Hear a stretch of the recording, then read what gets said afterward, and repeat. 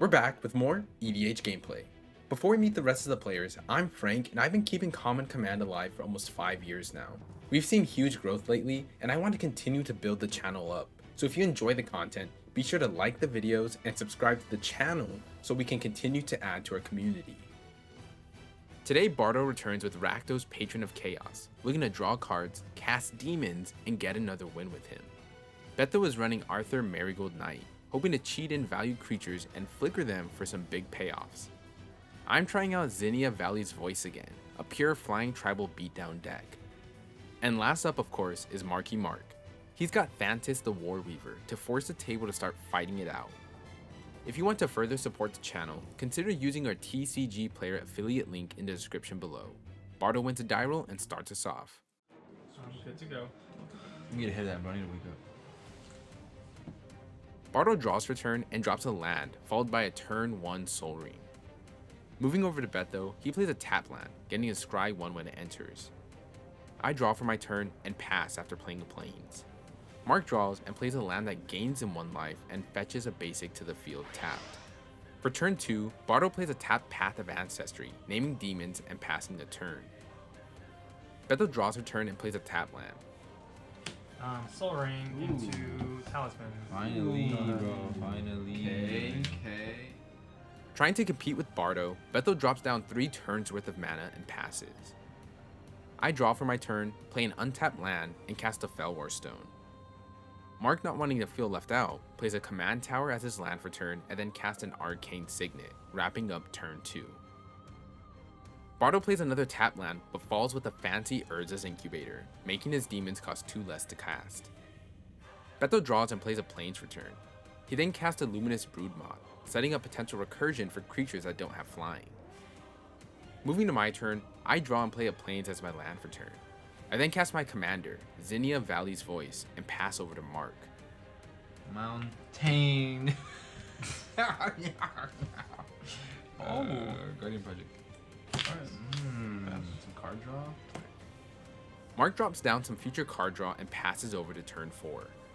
Having a ton of mana for his demons, Bardo draws and casts out his commander, Rakdos, Patron of Chaos. Bardo gets to scry 1 since he used the Path of Ancestry to cast a demon. Moving to his end step, he chooses Mark for his commander's ability. Mark opts not to sack his only 2 permanents, and Bardo gets to draw 2 cards. I wish it wasn't at the end step though, because Beto got his protection out there quick, bro. Yeah. He's happy, bro. For Betho's turn, he draws a card and then plays a land for turn. He then casts out his commander, Arthur Marigold Knight. He moves directly to combat and swings his commander at Mark and his Broodmoth at me. Betho's commander triggers and he gets to look at the top 6 cards of his deck to put a creature into play tapped and attacking. Betho decides to drop down a mean Agent of Treachery. Permanent. I think I'll take that Guardian Project. Are you serious? Yeah, I need that. Tapping, Oh wait, attacking, any creature? Yeah. Yeah. Yeah. Constant. Oh Let me my get god. Mark's enchantment is stolen and the agent comes swinging my way. I block some of the damage with my commander, but I still take 3, while Mark takes 4 commander damage. The agent then returns back to Betho's hand at the end of combat, and Betho passes over the turn. Mean stuff. For my turn, I play out a Rogue's Passage as my land for turn. I then cast a Selfless Spirit, paying an extra 2 mana for the offspring cost and getting a second 1/1 copy of it. My commander is pumped to 2 power and I swing it over at Betho for 2 commander damage, passing the turn after combat. Mark untaps and draws. Not having a land to play, Mark casts an Emberwild Captain. He becomes the Monarch and moving to his end step, he gets to draw a card. For turn 5, Bardo draws and plays a command tower. He casts a Venom Crawler. Moving to combat, he decides to swing his commander at Betho for 6 damage. Betho can't block and takes the damage. Moving to his end step, Bardo chooses Mark and gets to draw another 2 cards from his commander. For Betho's turn, he draws and moves straight to combat. He swings his commander at me and the Moth at Bardo. His commander triggers and this time he brings a Skyclave Apparition to the field tapped and attacking Mark. He decides to exile my commander from its ETB trigger and draws a card from Mark's Guardian Project. Moving to damage, no one blocks. Bardo takes 3, Mark takes 2, and I take 4, all while Betho becomes the Monarch.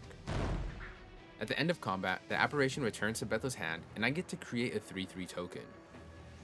Betho then pays 7 mana to cast the Agent of Treachery.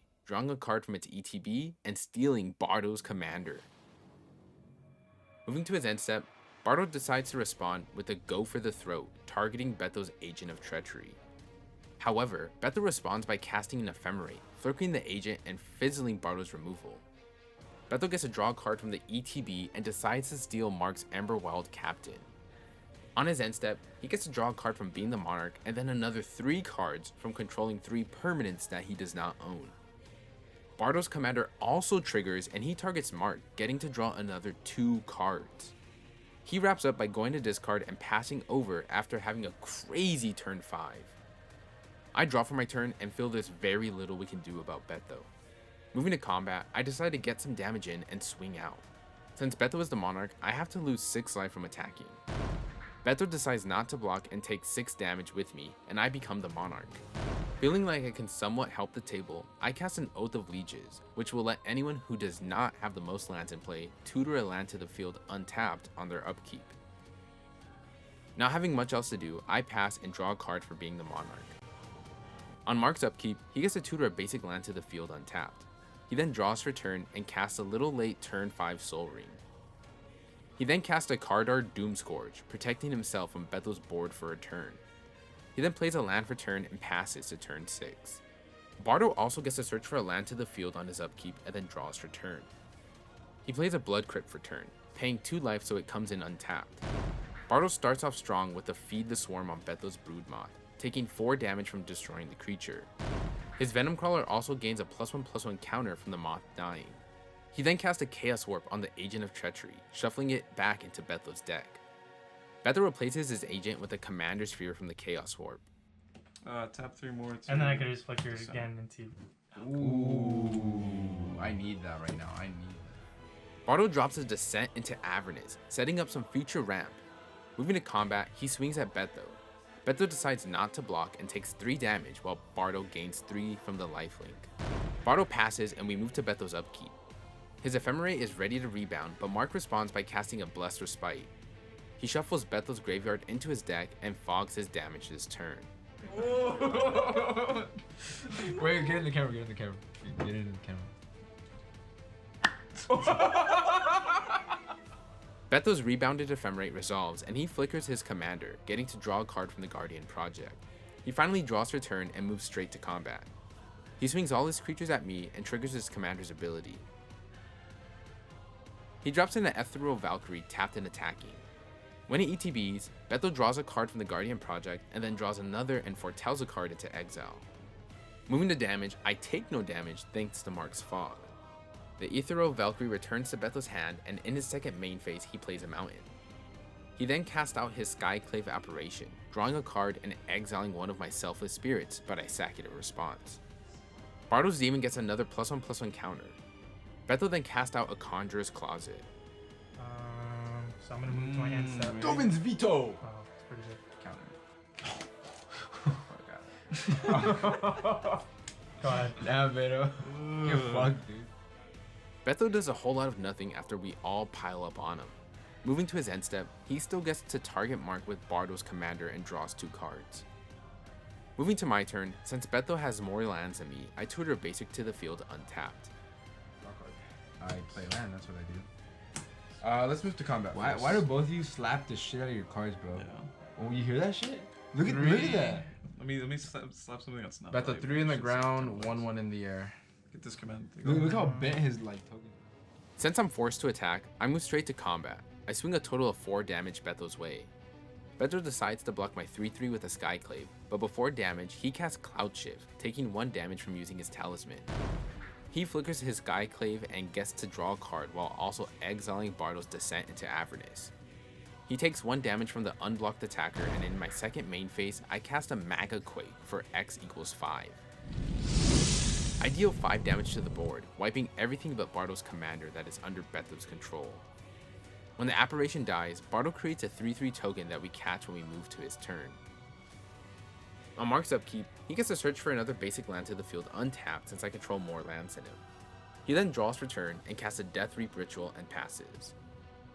Bardo untaps for turn 7 and casts a strong Vanquisher's Banner. He moves to combat and swings 3 damage Betho's way and then passes. Betho untaps and draws. he casts a Perforos, God of the Forge. He then plays out a Rose Room Treasurer. It enters and we all take 2 from the Perforos while Beto gets to draw a card. He finishes up with an Izzet Signet and moves to combat. He swings Bardo's Commander at me for 6 damage and passes as he plays a Terramorphic Expanse to search for a basic, forgetting about his Rakdos end step trigger. Moving to my turn, I untap and draw, not getting a land from my enchantment. I play a land for turn and then cast a Takasia's Welcome. I move to combat and return the favor by swinging 1 damage at Beto. He takes a damage and I move to pass my turn, but Mark responds by casting a Dictate of the Twin Gods, doubling all damage. He draws for his turn, forgetting to get a land from my enchantment as well. Alright, I'm gonna cast a Spectacle Showdown. All creatures are gonna get double strike counters on them, and they're goaded. Let's go. Wait, hold on. Double strike I don't counter. think I can. Everything has double strike and is goaded. Mark decides to go full Chaos mode and gives everything double strike with double damage on the board. He passes. For Bardo's turn 8, he gets to grab a land to the field and then draws for turn. He moves straight to combat, swinging at Beto, and immediately decides to cast a Great Train Heist, choosing to spree every option. His creature gets +1 in first strike, makes him a treasure token, and gets an extra combat after this one. Bardo forgets that everything has a double strike counter, so when Beto moves to block, both creatures die because of the double damage and double strike. Bardo gets a second combat, but can't do anything with it. Moving to his end step, Mark gets to draw a card since a creature died. Beto untaps and draws for turn, notably with a Perforos that will deal 4 damage per creature that enters because of Mark's enchantment. He decides to move to combat and swings Bardo's Commander at me for 24 trample damage. Alright, I'm gonna try and live. Laser is, bro. In an attempt to stay alive, I cast Stone Cloaker. It enters and I return my token to my hand and I exile one of Beto's cards in his graveyard. I move to block with my creature. Oh wait, no, Yeah. no, four goes in. 4, Times 2 is 8. 8. Okay. Second one. And then second one would 6 be times 2. 12. 20. So I live. No, 20, bro. Oh fuck. wait, I forgot. Wait, I draw a card. Wait, I'm supposed to draw a card. Hold on. Draw your card. Draw your card. Heart of the card. Alright, what do you exile for? Before we move to damage, Mark decides to bless me with the Beast Within on Rakdos, making Beto a 3/3 token that deals 4 damage to us all. In Beto's second main phase, he casts an Aether Channeler, having it enter with a 1/1 from its ETB and dealing another 8 damage to the rest of us while he draws a card. He then uses his Talisman for mana, dealing 2 damage to his cell to cast a Beza the Bounding Spring. When it enters, we all lose 4 life, Beto gains 4 life, and draws a card from his enchantment. Beto then casts a strong Ghostly Flicker, flickering Beza and the Channeler. Of all the ETBs, Beto makes a birdie, deals 12 damage, and draws 2 cards. With nothing else, he passes while Mark draws on his end step since a creature died. Mark untaps and draws. He decides to cast a Fade from History. Everyone makes 1 2/2 bear token and then destroys all artifacts and enchantments. When the 2/2 enters, Beto deals 2 damage to the board since the double damage is now gone. Mark falls with the Glissa Sunslayer, followed by his commander Thantis, in passing the turn.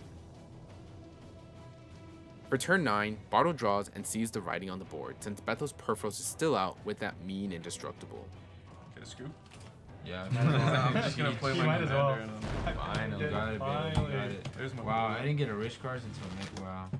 Beto did not come to make any friends. Arthur's ability to cheat in value creatures and then keeping them around with flicker effects is nothing to laugh at.